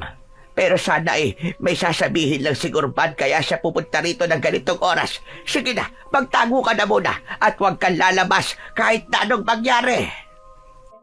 Madaling nagtungo si Kiko sa loob ng bahay ni Nanang Lucia. Mabilis ang kabog ng dibdib niya dahil yun ang unang beses na makikita niya ang kinatatakutang aswang sa Karabakal na si Gurban. Sumilip siya sa maliit na butas sa dingding upang makita niya ang nangyayari sa labas. Maya-maya pa, may dumating na mga aswang. Nasa unahan ng mga yon ang pinaka nakakatakot na nilalang na nakita ni Kiko sa buong buhay niya. Meron yung malalaking pangil na sa tansya niya ay kasing haba ng kanyang hintuturo. Halos kulay itim na ang balat nito na parang napakatigas. Nakasuot yun ng kakaibang kasuotan na parabang isa itong sinaunang mandirigma. Matapang na hinarap ni Nanang Lucia at Undoy ang dumating na mga aswang. Anong ginagawa niyo rito, Gurban? Nais ko lang na ipaalala sa inyo na mamayang gabi ay pulang buwan. At alam kong alam nyo na kailangan ko ng isang buhay mula rito sa Karabakal tuwing sasapit ang pulang buwan. Hindi namin yun nakakalimutan. Marahil ay natatandaan mo pa ang nangyari nung huling pulang buwan. Kapag wala kayong inalay na isang buhay sa akin mamayang gabi, ay sasalakay kami rito. Kaya kung ayaw niyong mas maraming buhay ang mawala, ay huwag niyo nang subukan na lumaban. Naiintindihan ko, Gurban. Hayaan mo. At kami ay magpupulong kung sino ang aming iaalay sa iyo mamayang gabi. Luminga si Gurban sa paligid. Suminghot ito sa hangin at may pagdududang tinignan nito si Nanang Lucia. Teka, may naaamoy akong kakaiba sa hangin. May bagong salta ba rito sa Karabakal? Wala, Gurban. Marahil ay ang aming pagkain ng iyong naaamoy. Bakit, Gurban? Iniisip mo ba na baka dumating na ang dayong sinabi ni Apo Lauro na papatay sa'yo? Anong sinabi mo? Umamin ka na, Gurban.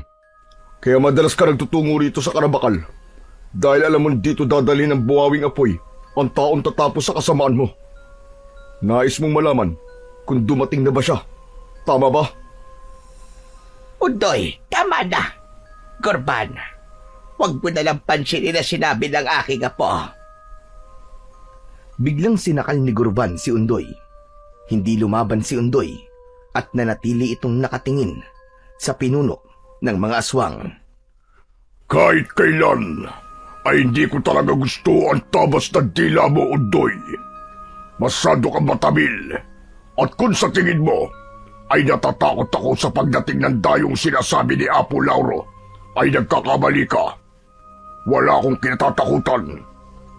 Ang nais ko pa nga ay dumating na siya para maipakita ko sa inyong lahat na hindi totoo ang propesiya ni Apo Lauro. Kahit kailan ay hindi nagkamali ang propesiya ni Apo Lauro. Kung ganun, papatunayan ko sa inyong lahat na sa pagkakataon na ito ay mali siya. Isa pa, Hanggang ngayon ba ay umaasa pa rin kayo na darating ang tagapagligtas na yon? Kung gaano ng katagal na patay si Apo Lauro, ay ganong katagal na rin kayong naghihintay. Gurban, nakikiusap ako sa'yo. Bitiwan mo na si Undoy. Sige na, para mo nag-awa. Matiim na tinitigan ni Gurvan si Undoy. Saka nito yun marahas na pinakawalan. Napaubo si Undoy habang habol ang paghinga. Matapos yun ay umalis na si Gurvan. Nang wala na ang mga aswang sa paningin ni Kiko, ay saka siya lumabas ng bahay upang puntahan sina Nanang Lucia at Undoy. Unti-unti na ring lumabas ang ibang tao sa kani-kanilang bahay. Nanang Lucia, ano bang klaseng aswang ang mga yun? Bakit nakakalabas sila sa ganung anyo kahit may araw pa? Sa aming baryo kasi, gabi lang nakakalabas ang mga aswang habang nasaan yung aswang sila. Sadyang kakaiba ang mga aswang dito sa Karabakal, Kiko. Nasanay na sila sa lugar na ito. Kaya kahit umaga, ay nagagawa nilang mag-anyong aswang. Nanang Lucia, ano nang gagawin natin? Susundin na naman ba natin ang gusto ng hayop na Gurban na yun? Mag-aalay na naman ba tayo ng isang buhay sa kanya? Wala tayong ibang pagpipilian na po. Alam mo kung anong nangyari nung huling beses na tumanggi tayo sa gusto niya. Sinalakay niya tayo at mas marami ang namatay. Sa aking palagay ay mas makabubuti na isang buhay na lang ang magsakripisyo kaysa maraming buhay ang mawala. Hindi ba't nandito na sinasabi niyong tagapagligtas? Bakit hindi na lang niya labanan si Gurban para matapos na ang lahat ng ito? Huy, sandali lang. Hindi ko kaya makipaglaban sa aswang. Ano ka ba? Oo nga pala. Takot ka sa aswang. Eh bakit hindi na lang kaya ikaw ang ialay namin? Tutal wala ka naman silbi. Siguro naman ay muling magpapadala ang buhawing apoy ng totoong tagapagligtas dito kapag nawala ka na. Undoy, huwag mong pagsalita ng ganyan ang tagapagligtas ng Karabakal. Alam mo, Nanang, natatawa na lang talaga ako kapag tinatawag ng tagapagligtas ang lalaking to . Sa tingin niyo ba, ay kaya tayong iligtas ni Kiko kay Gurban? Hindi niya kayang hawakan ng palakol na siya lang ang may kakayahang gumamit. Galit na umalis si Undoy. Nakaramdam ng labis na pangliliit si Kiko sa kanyang sarili. Pakiramdam niya ay binigyan niya ng huwad na pag-asa ang mga tao sa Karabakal sa pagdating niya roon. Huwag mong intindihin ang sinabi ni Undoy. Sadyang nais lang niyang matapos na ang paghahari ni Gurban sa lugar na ito. Ako na ang humihingi ng paumanhin sa mga salitang binitiwan niya. Wala po kayong dapat na ihingi ng paumanhin sa akin, Nanang Lucia. Tama naman po sinabi ni Undoy. Wala po akong silbi. Siguro nga po ay nagkamali ang buhawing apoy sa pagdala sa akin dito. Huwag mong sabihin yan, Kiko. Paulit-ulit man ako. Ngunit naniniwala ko na ikaw ang tunay na magliligtas sa amin. Ang kailangan mo lang gawin ay sindihan ng apoy sa iyong puso upang ito ay maglagablab. Kahit paano ay naging magaan ang pakiramdam ni Kiko sa sinabing yun ni Nanang Lucia. Malaking bagay para sa kanya na kahit isa ay merong nagtitiwala sa kanya. Yun nga lang, hindi niya magawang pagkatiwalaan ng kanyang sarili dahil pakiramdam niya ay hindi siya mananalo kay Gurban. Habang papalubog na ang araw, ay nagkaroon ng pagtitipon sa Karabakal sa harapan ng bahay ni Nanang Lucia. Isa sa mga naroon, si Kiko. Mga kasama, dumating na naman ang gabing kinatatakutan natin. Mamayang gabi ay pulang buwan. At alam nyo na kapag nagkulay dugo ang buwan, ay humihingi si Gurban sa atin ng isang buhay na kailangang ialay sa kanya. Hindi na natin pipiliin na lumaban. Dahil nung ginawa natin yon, ay mas maraming buhay ang nasawi. Masakit ito para sa ating lahat. Pero nais ko na magpresenta kung sino ang gustong ialay mamayang gabi kay Gurban. Kung walang magpipresenta, ay uusan tayo sa botohan. Isang lalaki ang dahan-dahang tumayo. Payat ito at maputla ang balat. Sa mahinang tinig ay sinabi ng lalaki na ito na lang ang ialay kay Gurban dahil meron itong malubhang karamdaman. Umiyak agad ang asawa at 2 anak ng lalaki. Niyakap ng mga yon ang lalaki at sinubukan itong pigilan, ngunit matigas na ang desisyon ng lalaki. Hindi napigilan ni Kiko ang pagluwa. Hindi niya kinaya ang sitwasyon. Para sa kanya, hindi yun hustisya. Hindi yun laban. Isa yung uri ng kabiguang tinanggap na lang ng lahat, na para mabuhay ang karamihan ay kailangang may mamatay na isa. Mabigat ang dibdib ni Kiko nang pumasok siya sa bahay ni Nanang Lucia. Doon niya ibinuhos ang kanyang luha dahil sa nasaksihan niya kanina. Hindi mawala sa utak niya ang pag-iyak ng mga anak at asawa ng lalaking nagpresentang ialay ang sariling buhay para sa kaligtasan ng mas nakararami. Habang umiiyak, ay biglang pumasok si Undoy. Mabilis naman na pinunasan ni Kiko ang kanyang luha. Ikaw pala, Undoy. Grabe pala talaga rito sa Karabakal, no? Palagi na lang akong napupuwing ng mga buwangin. Umiiyak ka? Huwag mo nang itanggi. Bakit? Hindi ba kinaya ng konsensya mo na may isa na namang kailangang isakripisyo ang sarili niyang buhay dahil lang hindi mo kayang labanan si Gurban? Undoy, hindi ko naman ginusto na mapunta ako sa sitwasyon na to. Hindi ko hiningi ito. Hindi ko sinabi sa buhawing apoy na dalhin niya ako rito at ituring niyo akong tagapagligtas. Alam ko, pero nandito ka na, Kiko. Huwag mong sayangin ang pagkakataon na ibinigay sa'yo ng buhawing apoy. Ano ba kasi ang ikinakatakot mo? Ang mamatay? Oo, Undoy. Takot ako mamatay sa lugar na to. May lolo pa ako naghihintay sa akin sa bahay. Paano kung mamatay ako? Paano na lolo ko? Habang buhay siyang aasa na babalik ako. Hanggang sa maging siya ay mawala na rin. Kung pagkakatiwalaan mo lang sana ang propesya ni Apo Lauro, ay hindi ka matatakot. Sinabi niya na ang dayong dadalhin dito ng buhawing apoy ang papatay kay Gurban.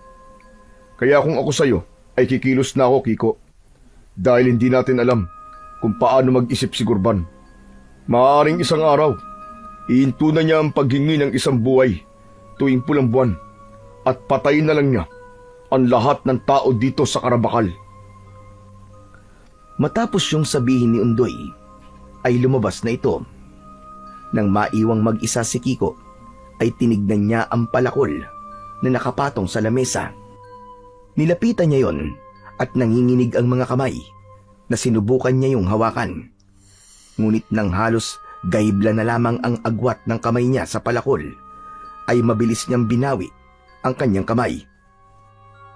Hindi ko kaya. Hindi ko kayang hawakan ng palakol na yan. Ay, ano ka ba, Kiko? Bakit ba duwag-duwag mo? Hindi ka nga mamamatay sa kaduwagan mo, pero maraming tao naman ang mamamatay ng dahil sa takot mo. Nangihinang napaupo si Kiko habang nakatingin sa palakol. Patuloy niyang iniisip kung dapat na ba niyang subukang makipaglaban kina Gurban o manatili siyang takot habang isa-isang inuubos ng mga aswang ang mga tao sa Karabakal. Pagsapit ng gabi ay muling nagtipon ang mga taga-Karabakal sa harapan ng bahay ni Nanang Lucia.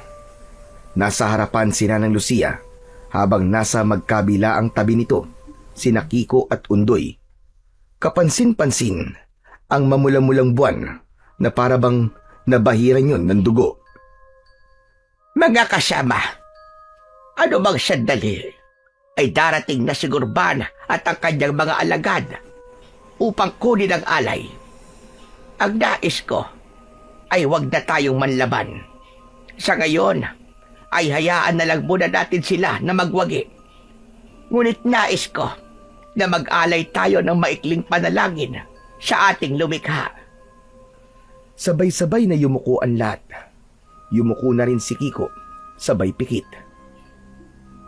Aming lumikha, nandito po kaming lahat at sumasamo sa iyo. Dinggin mo ang matagal na naming dasal na sana ay matapos na ang aming paghihirap. Gabayan mo ang kaluluwa ng taong kukunin ni Gurban sa gabing ito. Naway wala ng buhay mula sa karabakalang mawala matapos ang gabing ito. Hinihiling ko rin na sana ay magkaroon na ng lakas ng loob ang aming tagapagligtas na lumaban. Naniniwala po kaming lahat na siya ang aming pag-asa upang magwakas na ang pagpapahirap sa amin ng mga aswang. May kurot sa puso ni Kiko ang dasal na yon ni Nanang Lucia.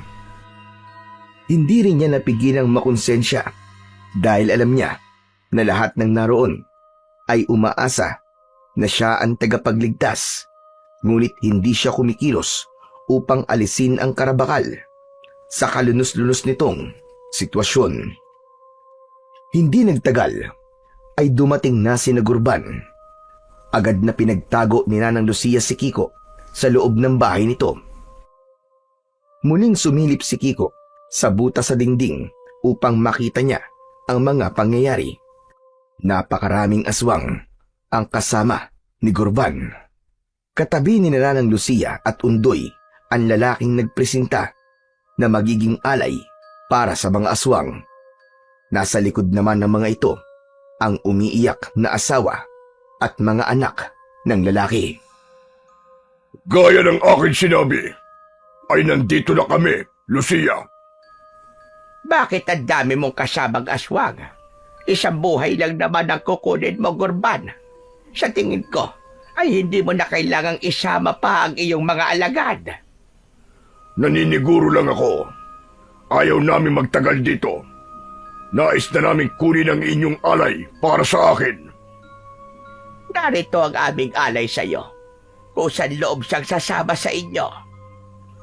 Natatakot na humakbang ang lalaking alay kay Gurban. Matiim na tinignan ni Gurban ang lalaki mula ulo hanggang paa. Inamoy pa ng aswang ang leeg ng lalaki at matapos yun ay mahina itong tumawa. Hindi ko matatanggap ang alay na ito. Ngunit bakit naman?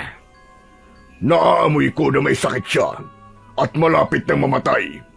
Ang gusto ko ay malusog at walang sakit na alay. Pero wala yan sa usapan, Gurban.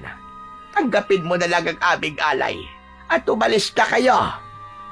Kung ayaw niyong magkagulo tayo rito, ay bigyan niyo kami ng maayos na alay. Bakit hindi na lang ang babaeng yan?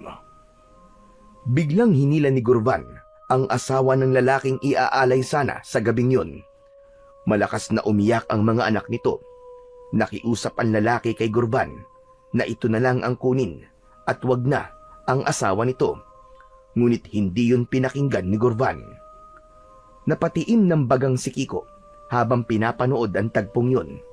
Tila may mga kutsilyong tumutusok sa kanyang dibdib habang naririnig niya ang pag-iyak ng mga anak ng lalaki. Hanggang sa nilapitan ni Kiko ang palakol at tinitigan niya yon. Hindi ko na kayang walang gawin sa mga nangyayari sa lugar na to. Kailangan ko ng kumilos. Kailangan may gawin na ako. Walang pagdadalawang isip na dinampot ni Kiko ang palakol. Agad yung binalot ng apoy. Pero kahit konting sakit mula sa apoy sa palakol, ay walang naramdaman si Kiko. May naramdaman din siyang bumangon na lakas sa loob ng kanyang katawan. Kinalma niya ang sarili at tinatagan niya ang kanyang loob. Lumabas na si Kiko ng bahay ni Nanang Lucia. Naglakad siya papunta kina Gurban. Habang hawak niya ang palakol, ay parang hindi yun ang unang beses na gagamitin niya yon. Tila lahat ng impormasyon tungkol sa kung paano niya gagamitin ang palakol na yon ay nasa loob ng kanyang utak. Nang ilang di pa na lamang ang layo ni Kiko sa mga aswang, ay inikot niya ng 3 beses sa hangin ang palakol at naglabas yun ng malaking bolang apoy na lumipad patungo sa mga aswang na nasa likuran ni Gurban. Nasunog ang ilang aswang, sumigaw ang mga yon hanggang sa bumagsak sa buhangin na wala ng buhay. Labis na nagulat ang lahat sa pangyayaring yun. Maging si Kiko ay hindi inasahan ang kapangyarihang meron ng palakol na kanyang hawak. Saan galing ang bolang apoy na yun? Sino ang may gawa nun? Ako! Ako ang may gawa nun, Gurban! Matapang na naglakad si Kiko palapit kay Gurban habang tangan ang nag-aapoy na palakol. Nagulat si Nanang Lucia at Undoy nang makita si Kiko. Huminto si Kiko sa harapan ni Gurban at sa kauna-unahang pagkakataon ay wala siyang naramdamang takot kahit halos kadikit na niya ang isang aswang. At sino ka namang kutong lupa ka? Ako si Kiko. Ako ang dayong dinala ng buhawing apoy dito sa Karabakal upang tapusin ang iyong kasamaan. Bitiwan mo na ang babaeng yan kung ayaw mong gumawa ulit ako ng bolang apoy. At sa susunod, sisiguraduhin kong kasama ka na sa mga masusunog ng aking apoy. Kahanga-hanga. Sa wakas, ay dumating ka na rin. Kung inaakala mo na matatakot ako sa'yo, ay nagkakamali ka. Talaga? Hindi ka natatakot sa akin? Pero hindi na nakikita ko sa mga mata mo. Marahas na binitiwan ni Gurban ang babae. Bumalik yun sa asawa at mga anak nito. Matagal ko nang nais na dumating ka sa Karabakal upang maipakita ko sa mga tao rito na hindi totoo ang nasa propesiya. Ako ang pinakamalakas na aswang at walang makakapantay sa akin. Hindi ako papayag na isang dayo na kagaya mo lang ang papaslang sa akin. Ang dami mong sinasabi. Bakit hindi natin subukan ngayon kung kaya mo akong patayin? Nang makaramdam ng galit si Kiko, ay mas lalong naglagablab ang apoy sa palakol. Nahuli niya ang paglunok ni Gurban at sigurado siya na natatakot ito ng sandaling yon. Huwag tayong maglaban sa lugar na ito. Ayaw mo naman sigurong madamay ang mga tao dito sa Karabakal sa ating pagtutuos. Maglaban tayo sa ibang lugar. Isang lugar na walang madadamay. Ikaw at ako lang ang naroon. Magsabi ka lang ng lugar at asahan mong darating ako, Gurban. Sa silangang bahagi ng Karabakal. Doon, sa pinagbagsakan na malaking bulalakaw doon. Doon tayo magkikita at maglaban. Wala akong isasamang mga alagad. At ganun ka rin. Ikaw lang ang dapat na nandoon at wala kang isasama. Ako, laban sa'yo. Bukas ng umaga ay magkita tayo ron upang maglaban. Tinatanggap ko ang hamon mo, Gurban. Darating ako. Naglaban ng tingin ni Kiko at Gurban. Patuloy sa pagbibigay ng lakas at tapang ang palakol kay Kiko. Kahit katiting na takot, ay wala pa rin siyang nararamdaman. Makalipas ang ilang sandali, ay inutusan na ni Gurban ang natitira nitong mga alagad na umalis na. Mabilis na nawala sina Gurban at tuluyan ng nilamon ng mga yon ng kadiliman. Nang nakaalis na ang mga aswang, ay masayang nagsigawan ang mga tao. Mangiyak-ngiyak na nagpasalamat kay Kiko ang babaeng muntik ng kunin ni Gurban. Maging ang asawa at mga anak ng babae ay nagpasalamat kay Kiko. Lumingon si Kiko kay Nanang Lucia. Naluluwang lumapit si Nanang Lucia kay Kiko habang nakasunod dito si Undoy. Sa wakas, nagkaroon ka na rin ng lakas ng loob. Nahawakan ng palakol na ipinagkaloob sa'yo ng buhawing apoy, Kiko. Patawarin niyo po ako. kung natagalan bago po ako nagkaroon ng lakas ng loob na gawin to, Nanang Lucia. Patawad po sa lahat ng mga taong narito. Pero kanina, nang makita ko kung paano kayo itrato ni Gurban, ay hindi ko na napigilan ang sarili ko. Naisip ko na hindi na pwedeng wala akong gawin sa pang-aabuso na nakikita ko.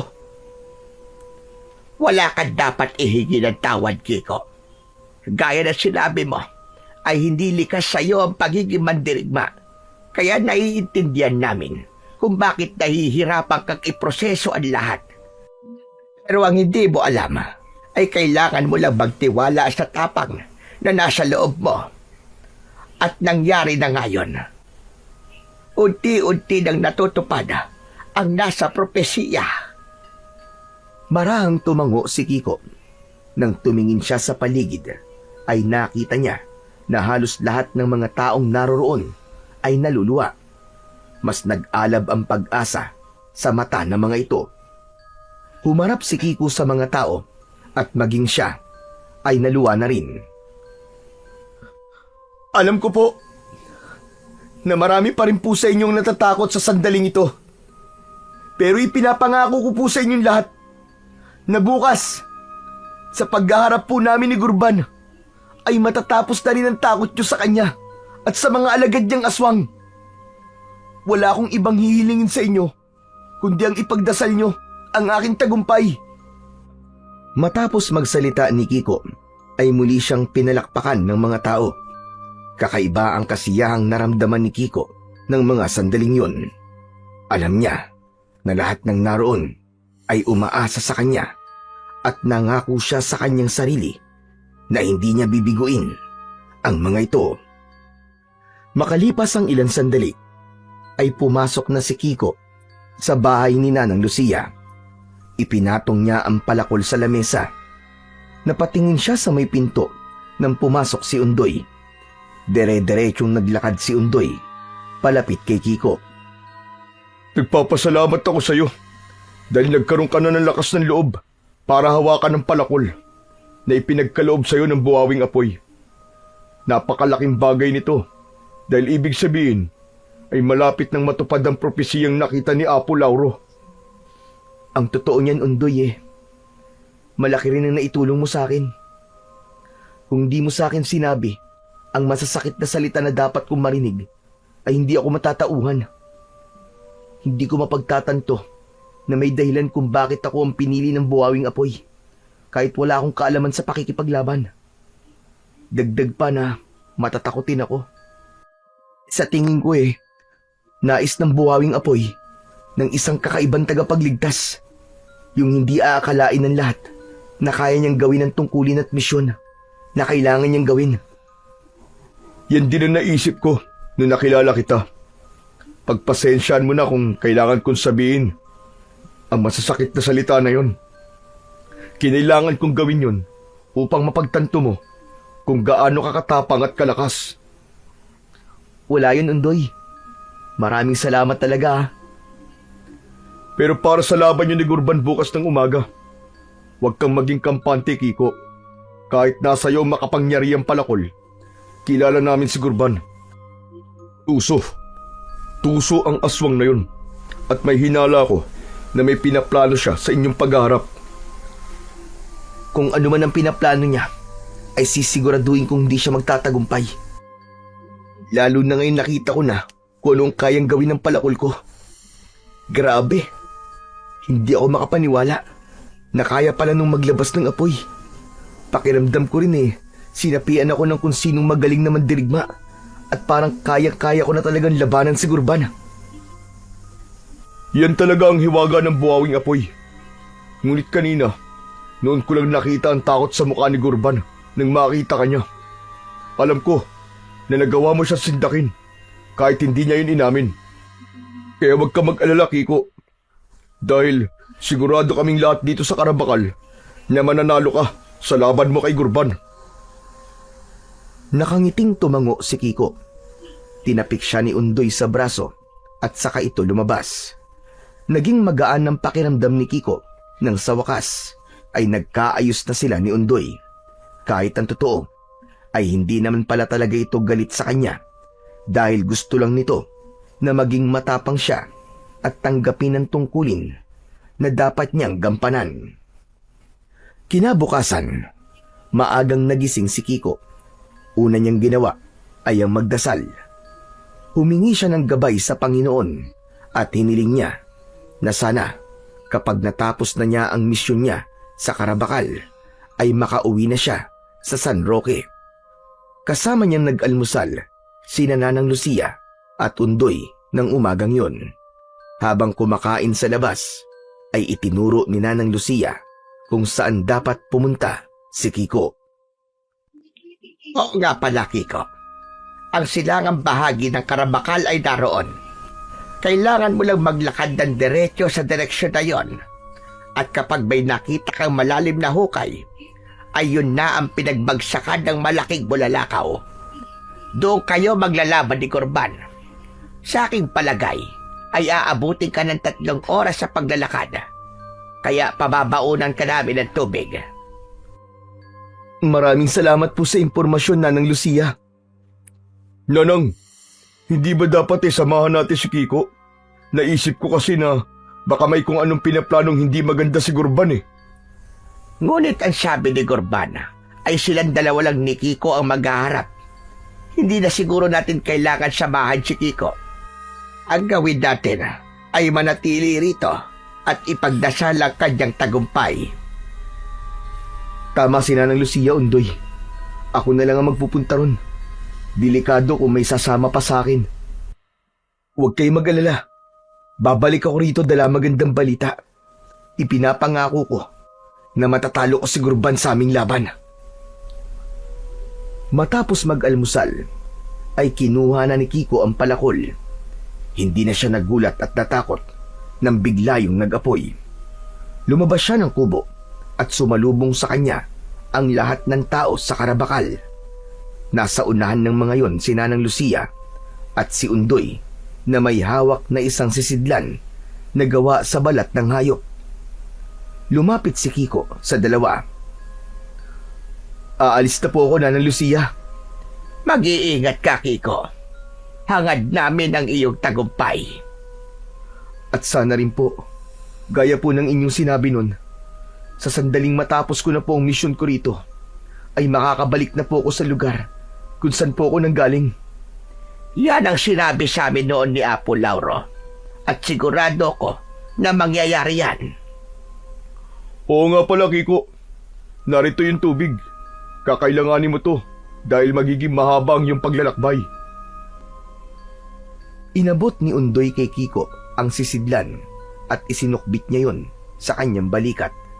Hindi na nagtagal doon si Kiko at sinimulan niya na ang paglalakad patungo sa lugar kung saan sila maglalaban ni Gurban. 1 oras nang naglalakad si Kiko at unti-unti niya nang nararamdaman ang matinding sikat ng araw. Medyo nahirapan na siya maglakad dahil hindi pantay ang buhangin. Minsan ay may mga matataas siyang dinadaanan na kailangan pa niyang akyatin. Ganun pa man, sa kabila ng hirap ay hindi niya naisip na sumuko. Desidido na siyang harapin at patayin si Gurban. Habang tumatagal, pakiramdam ni Kiko ay unti-unti siyang nauubusan ng lakas. At sa tuwing nakakaramdam siya ng panghihina, ay mahigpit lang niyang hinahawakan ng palakol at ibinubulong niya rito na bigyan siya nito ng lakas. Tila isang himala na kapag ginagawa niya yon ay nawawala ang panghihina niya. Matapos ang halos 3 oras na paglalakad, sa ilalim ng tirik na araw, ay narating na rin ni Kiko ang isang palalim na parte ng buhangin. Sa itsura nun ay tila may isang napakalaking bato ang bumagsak doon, kaya nagkaroon ng ganung kalalim na hukay. Bumaba si Kiko sa gitna ng napakalaking hukay. Luminga siya sa paligid. Ito na siguro yung lugar na sinasabi ni Gurban. Pero nasa na kaya ang bakulaw na yun? Baka natakot na dahil alam niya na hindi siya mananalo sa akin. Nandito na ako! Nakita ni Kiko Sa itaas ng hukay si Gurban. Mataas itong tumalon at bumagsak sa harapan ni Kiko. Bahagya pang yumanig nang lumapat ang malaking paa ni Gurban sa buhangin. Ang akala ko, hindi ka na darating dahil natakot ka na. Bakit hindi ako pupunta? Gayong ito na ang pagkakataon ko upang tapusin ang sinasabi nilang tagapagligtas ng Karabakal. Isang kaibangan ang isipin na may tatalo pa sa akin. Ikaw ang ibang, para isiping ikaw ang pinakamalakas, Gurban. Tignan natin kung hindi mo kainin ang lahat ng sinabi mo kapag napatay na kita. Masyado kang maraming sinasabi. Simulan na natin ang iyong kamatayan! Mahigpit na hinawakan ni Kiko ang nag-aapoy na palakol. Hindi niya inalis ang tingin kay Gurban habang humahakbang siya palayo sa aswang. Unang sumugod si Kiko, ngunit masyadong mabilis si Gurban, kaya nagawa nitong iwasan ang kanyang pag-atake gamit ang naglalagablab na palakol. Biglang nawala si Gurban at lumitaw sa gilid niya. Inatake nito si Kiko gamit ang matutulis nitong mga kuko. Tumama yon sa balikat ni Kiko. Kung ako sa'yo, ay susuko na ako. Huwag kang mag-alala dahil gagawin kong mabilis ang iyong kamatayan upang hindi maging matagal ang iyong pagdurusa. Nang magdesisyon akong labanan ka, ay sinabi ko sa akin sarili na kahit na anong mangyari ay hindi ako susuko. Kaya huwag ka na mag-aksaya ng laway para sabihin sa akin na sumuko na lang ako. Muling nawala si Gurban sa harapan ni Kiko. Luminga si Kiko sa paligid pero halos hindi niya na nakita si Gurban sa bilis ng galaw nito. Hanggang sa naramdaman niya ang pagbaon ng mga kuko nito sa kanyang likod. Impit na napasigaw si Kiko dahil sa sakit. Ikaw na ba talaga ang sinasabi nilang tagapagligtas? Sa tingin ko ay nagkamali ang buhawing apoy sa taong ipinadala niya sa Karabakal. Napakahina mo! Hindi sinagot ni Kiko ang pangiinsulto ni Gurban. Mas lalo siya nagalit at hinawakan na ng dalawang kamay ang palakol. Sa loob ng kanyang dibdib ay naramdaman niya ang init na dumaloy mula sa palakol papunta sa kanyang katawan. Sa isang iglap, isang malaking bola ng apoy ang inilabas ng palakol. Lumipad yun patungo kay Gurban. Sa sobrang bilis ng bolang apoy, ay hindi na yun nagawang iwasan pa ni Gurban. Sumalpok ng malakas ang bolang apoy sa dibdib ni Gurban. Sumabog yun sa katawan ng aswang at napaatras ito habang sumisigaw ng malakas. Nang mawala ang apoy sa katawan ni Gurban, ay sunog na ang muka at katawan nito. Ngayon mo sabihin na hindi ako ang tagapagligtas, Gurban! Ngayon mo sabihin na hindi ako ang iyong kamatayan at nagkamali ang buhawing apoy na ako ang pinadala niya rito! Ngumisi si Gurban. Maya-maya pa ay isang malakas na tawa ang pinakawalan nito. Sa tingin mo ba ay lalaban ako sa'yo ng patas? Hindi mo ako kilala, hunghang. Madumi ako makipaglaban. Aking mga alagad, bumangon na kayo! Naguluhan si Kiko nang makita niyang umaalon ang buhangin. Tila may mga nilalang na nasa ilalim ng buhangin at papunta ang mga yon sa kinatatayuan niya. Bago pa siya makapag-isip ng gagawin, ay biglang lumitaw ang mga aswang sa buhangin. Pinalibutan siya ng mga yon at sabay-sabay na tumakbo palapit sa kanya. Doon napagtanto ni Kiko na tama nga ang sinabi ni Undoy sa kanya na may pinaplano si Gurban sa laban nilang yon. Hindi ito tumupad sa usapan nila na silang dalawa lang ang maglalaban. Hindi naman nagpatinag si Kiko. Naramdaman niya ang panginginig ng buhangin habang papalapit ang napakaraming aswang sa kanya. Maigpit niyang hinawakan ang sandata niyang palakol. Itinaas niya yon at saka buong lakas na inihampas sa buhangin. Isang naglalagablab na alon ng apoy ang kumawala mula sa palakol. Sumiklab ang apoy sa lahat ng direksyon. Para itong sumabog na bomba na may kasamang liwanag na nilamon ng mga aswang. Sa isang iglap, nagsigawan ng mga aswang ng sabay-sabay na natupok ang mga yon ng apoy. May ilan pang tumilapon sa ere. Hindi nakaligtas si Gurban sa apoy na pinakawalan ng palakol. Sa lahat ng aswang na naroroon ay ito lang ang nakita ni Kiko na buhay pa. Nakahiga ito sa buhangin. Sunog ang buong katawan at nangihina. Nakangising lumapit si Kiko sa naghihingalong si Gurban. Inakala mo siguro na kaya mo akong talunin kapag isinama mo mga alagad mo. Nagkamali ka, Gurban. Tignan mo ang sarili mo ngayon. Anumang sandali ay pwede ko nang tapusin ang buhay mo. Maawa ka. Huwag mo akong papatayin. Pagkatapos ng kasamaan mo sa Karabakal, sa tingin mo ba ay hahayaan pa kitang mabuhay, hayop ka? Nandito ako upang tuparin ang propesiya. Nandito ako upang wakasan na ang pagpapahirap mo sa mga tao sa Karabakal. Malakas na sumigaw si Kiko at buong lakas niyang ibinaon ang talim ng palakol sa dibdib ni Gurban. Naglabas ng apoy ang palakol na siyang tuluyang lumamon kay Gurban. Sa tindi ng apoy na yon ay halos maging abo na kagad si Gurban sa loob lamang ng ilang segundo. Nangihinang napaluhod si Kiko sa buhangin at tumingala siya sa kalangitan. Sa paligid niya ay nagkalat ang napakaraming aswang na wala ng buhay.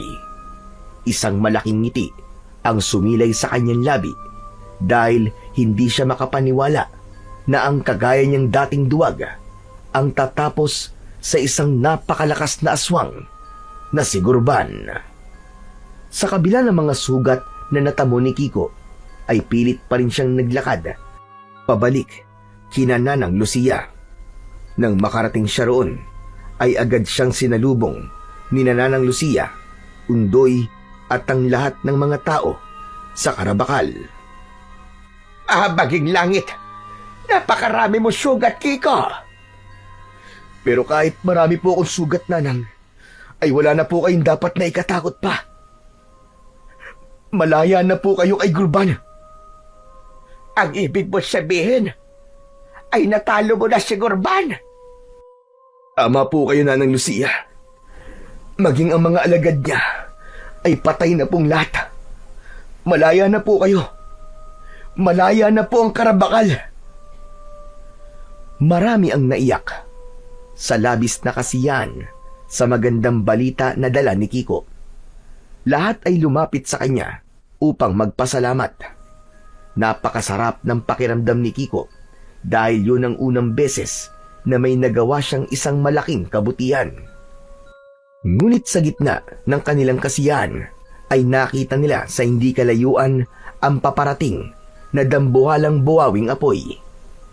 Kung noon ay natakot si Kiko nang unang beses niyang makita ang buhawing apoy, nang sandaling yon ay kasiyahan na ang nasa kanyang puso dahil alam niya na yun na magdadala sa kanya pabalik sa kanyang lolo Nestor. Gaya ng aking sinabi, sa sandaling matapos mo na ang iyong misyon dito sa Karabakal, ay makakauwi ka na, Kiko. Paparating na ang buhawing apoy upang ibalik ka sa iyong lolo Nestor. Mag-iingat ka, Kiko. Habang buhay ka naming maaalala at ang kabayaniyang nagawa mo para sa aming lahat.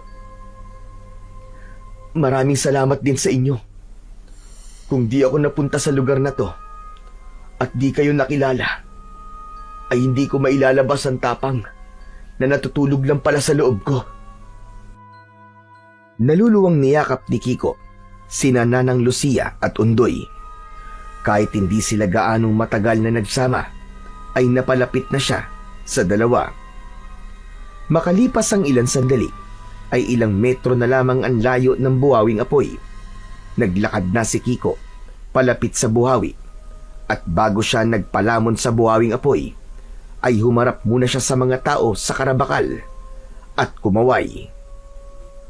Kusang lumapit ang buhawing apoy kay Kiko. Hinayaan niya na higupin siya nun.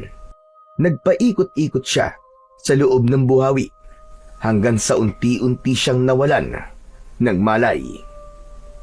Sa muling pagbubukas ng mata ni Kiko, ay nasa loob na siya ng bahay nila ni Lolo Nestor.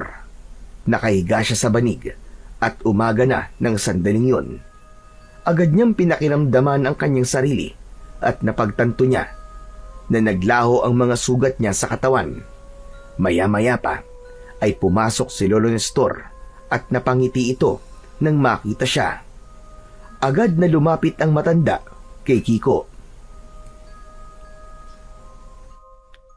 Salamat sa Diyos at nagising ka na, Kiko. Kumusta na pakiramdam mo? Ayos lang po ako, Lolo. Ano po bang nangyari? Abay, ikaw ang dapat kong tanungin yan. Ano nangyari sa'yo? Hindi ba't hinigop ka ng buhawing apoy at tinangay ka sa kung saan? Hindi agad nakapagsalita si Kiko. Hindi niya kasi alam kung dapat ba niyang sabihin sa lolo niya ang mga nangyari dahil baka hindi siya nito paniwalaan. Kaya nagdesisyon siyang magsinungaling muna. Ang totoo hindi ko rin po alam . Wala po akong matandaan .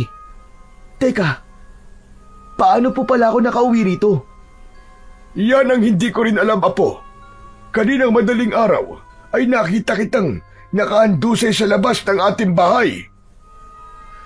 Ang mga aswang po, sumasalakay pa rin po ba sila dito? Hindi na, Apo. Wala nang aswang dito sa San Roque. Ilang linggo nang nakalipas nang muling sumalakay ang mga aswang. Tapos, bumalik yung buhawing apoy at sinunog ang lahat ng aswang. Ay nako, hanggang ngayon nga palaisipan pa rin sa aming lahat kung ano ba talaga ang dambuhalang apoy na yon. Oo nga pala, yung palakol mo isinabit ko ron sa dingding. Nung nakita kasi kita may hawak ang palakol. Dito ka lang pala muna at titignan ko kung kumukulo na yung niluluto kong sopas. Nang iwanan si Kiko ni Lolo Nestor, ay nakita niya ang palakol na ipinagkaloob sa kanya ng buhawing apoy. Napangiti siya dahil naisip niya na hindi pa tapos ang kanyang pakikipaglaban sa mga aswang. Dahil hinayaan ng buhawing apoy na dalhin niya ang palakol sa San Roque. Mula noon ay bumalik na si Kiko sa simpleng buhay niya sa San Roque kasama ang kanyang lolo Nestor. Nagdesisyon siyang ilihim ang lahat ng nangyari sa Karabakal kahit kay Lolo Nestor. Ngunit ang higit na ipinagpapasalamat ni Kiko ay tuluyan ng nanumbalik ang kapayapaan sa San Roque gaya ng sa Karabakal. Ganun pa man, dahil nasa kanya pa rin ang palakol na nagmula sa buhawing apoy, ay patuloy pa rin siyang nagbabantay sa posibilidad na pag-atake ng mga kampon ng kadiliman.